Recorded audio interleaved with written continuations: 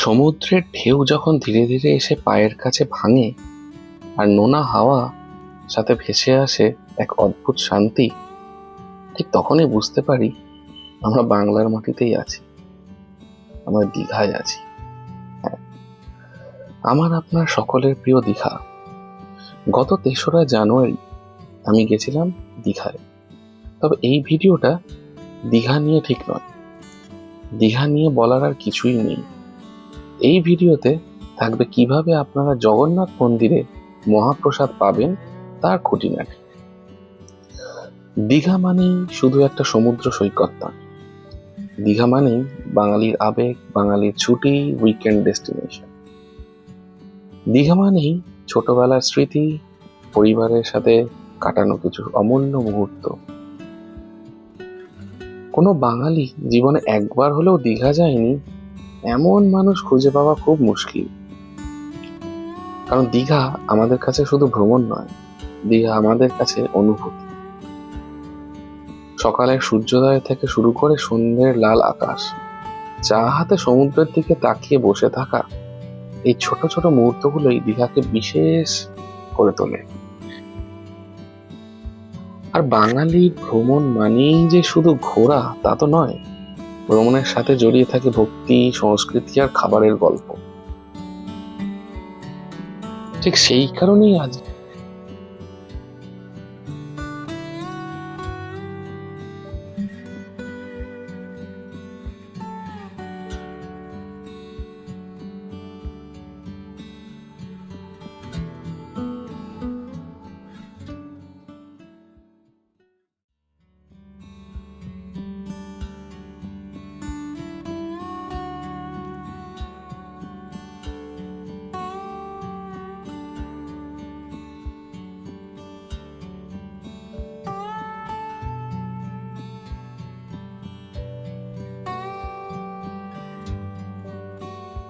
সমুদ্রের শহর দীঘার বুকেই গড়ে উঠেছে সুবিশাল শ্রী শ্রী জগন্নাথ মন্দির। এই মন্দির শুধু ইট পাথরের গাঁথুনি নয়, এটা বিশ্বাস, ভক্তি আর আশার প্রতীক। যে জায়গায় এসে মনটা অজান্তেই শান্ত হয়ে যায় আর চোখ দুটো ভরে ওঠে শ্রদ্ধায়।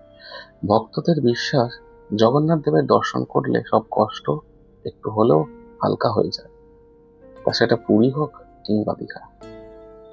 আজকে আমরা ঘুরে দেখবো এই পবিত্র মন্দির আর বিশেষভাবে জানবো এখানকার মহাপ্রসাদের কথা।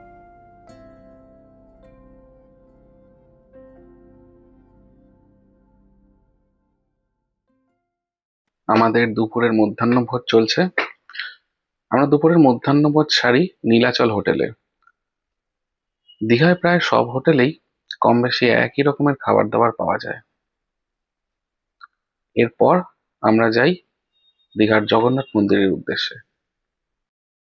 এই হচ্ছে জগন্নাথ মন্দিরে ঢোকার প্রবেশ পথ। এটা ৬ নম্বর গেট। আমরা ৬ নম্বর গেট দিয়ে প্রবেশ করি। যখনই আপনি ৬ নম্বর গেটের রাস্তায় প্রবেশ করবেন, তার ডান দিকে দেখবেন জগন্নাথ ধাম ডালা আর্কেড। এখান থেকে আপনারা মন্দিরের প্রসাদের জন্য ডালা যেটা পাওয়া যায় সে নিয়ে নিতে পারেন। আর এই দেখুন, এখানে একটা ইনফরমেশন দেওয়া আছে। এই ভিডিওটা পজ করে আপনারা এই ইনফরমেশন গুলো দেখে নিতে পারেন। এখানে দেওয়া আছে কত রকমের মহাপ্রসাদ আপনারা চাইলে পেতে পারেন। খিচুড়ি ভোগ, স্পেশাল ইভিনিং মহাপ্রসাদ, আর তার সময় কি, টাইমিং সব দেওয়া আছে এখানে, ডেলিভারি টাইম। আমরা অনলাইনে বুক করেছিলাম। অনলাইন মানে এখানে ওই হোয়াটসঅ্যাপের মাধ্যমে, এখনো অতটা টেক সেভি হয়ে ওঠেনি, কিন্তু আশা করি অদূর ভবিষ্যতে হয়ে উঠবে।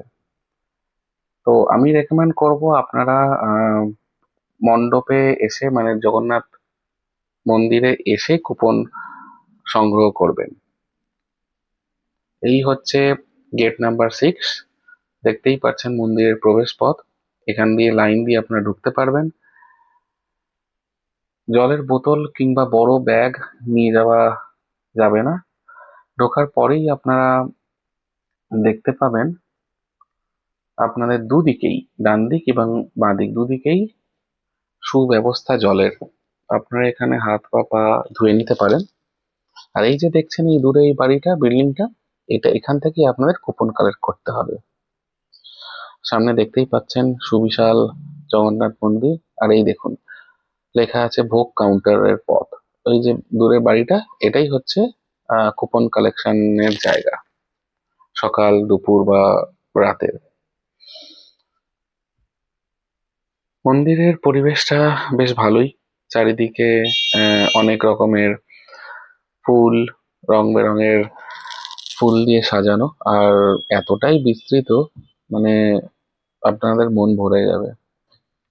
তবে আমার মনে হয় গ্রীষ্মকালে আসলে একটু অসুবিধা হতে পারে, কারণ এগুলো যে টাইলস বসানো আছে সেগুলোর তখন তেতে থাকবে। যদিও আমরা শীতকালে গেছিলাম, খুব অসুবিধা হয়নি, বেশ ভালোই লেগেছে। মন্দির প্রাঙ্গণ অনেকটা বিস্তৃত এরিয়া জুড়ে।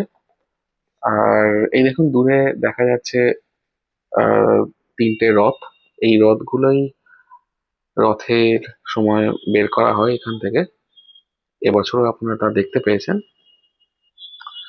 তো বেশ ভালোই লাগবে আপনাদের। আর জগন্নাথ মন্দির এবছরই উদ্বোধন হয়েছে, তো আমাদের আগে এখানে আসা হয়নি, এবারই তাই ভাবলাম। আপনারা পুজো দিয়ে বেরিয়ে এসে দেখতেই পাবেন এখানে একজন বসে আছেন, যিনি এখান থেকে আপনারা আপনাদের বাড়ির জন্য প্রসাদ সংগ্রহ করে নিতে পারেন 100 টাকা বিনিময়ে। আর এই যে জায়গাটা দেখতে পাচ্ছেন, এই জায়গাটাতে আমার দারুণ লেগেছে। এত বিস্তৃত এরিয়া, আর বসার জন্য খুবই ভালো। গরমকাল হোক আর শীতকাল হোক, আমরা এখানে একটু সময় কাটাই, যেহেতু পুরীর মতো এখানেও ধ্বজা ওঠানোর ব্যবস্থা আছে, তাই আপনাদের জন্য একটু শেয়ার করে রাখলাম। আমরা এখানে প্রায় 1-2 ঘন্টা সময় কাটাই। ধ্বজা উত্তোলনের পর আমরা আমাদের হোটেলের দিকে আবার রওনা দিই। ভিডিওটা আমি জুম করে করেছি, তাই হয়তো একটু অসুবিধা হতে পারে আপনাদের দেখতে।